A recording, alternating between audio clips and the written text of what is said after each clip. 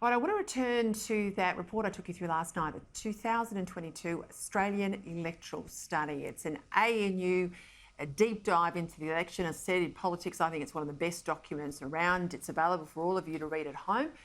Get on the ANU website and have a look at it. But one of the findings that was of interest last night, Teals, their voter base is far more left-leaning than Liberals.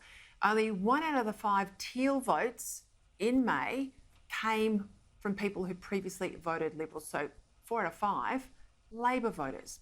There was also some other interesting analysis I thought we'd pick up tonight. And this relates to millennials. As people age, they used to, so the theory went, become more and more conservative. But that's not the case with millennials. And some say this will cause an existential crisis for the Liberal Party.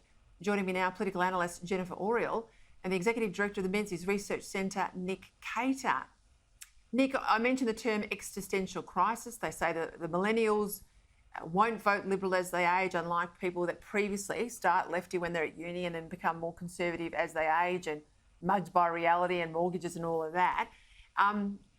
Do you think that's true? Because it hasn't played out yet. This is what they think will happen. And you've got Liberals there saying, well, that means we've got to go to the left, people like Matt Keane, if we want to keep this millennial vote.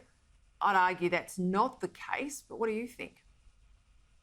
Yeah, I don't think it's an existential crisis, Peter. I think that these things can be pulled back. I think the Liberals have just been a little bit slow in recognising what's happening here. And there's a lot of things happening. It's cultural things, it's higher education. But a big thing I think that's been overlooked is the economic issue here. As we know, millennials are finding it much harder to get into home ownership. And one of the things that drives the Conservative vote, the coalition vote, is home ownership. 38% of Liberal voters are people who own their own home. So what you have here, I think, is a need to go back to the fundamental messages that Robert Menzies put out to encourage people and assist them to buy their own home at every age. And I think get young people into property ownership quicker is going to be the way to fulfill their dreams and aspirations, and also, coincidentally, I think, drive more votes to coalition parties.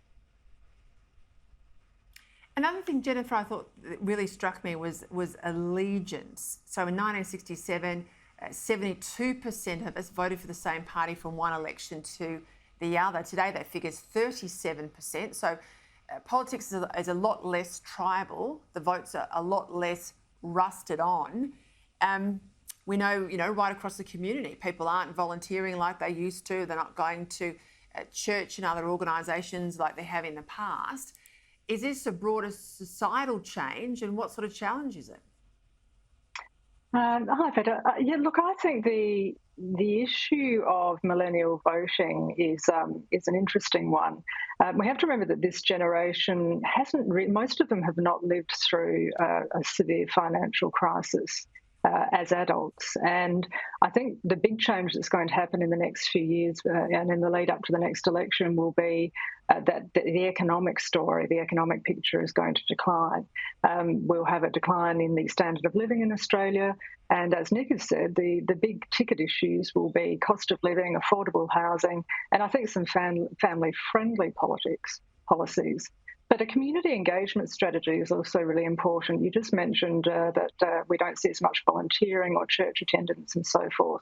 What the Teals did right, and what I think a take-home message from the Victorian election that Jess Wilson, the new member for Kew, spoke about, was community engagement, door knocking, getting back to basics, going around and having really good conversations with people about what they want from policies, what the most important matters are to them, what Liberals should take to the next election. Those sorts of things are really important and they're basic. There's no need to panic. There's just a need to get back to basics and do the groundwork. And that local ground game is what my previous guest, Dan Teen, said the National Party is doing very well, and that's where the Libs need to improve.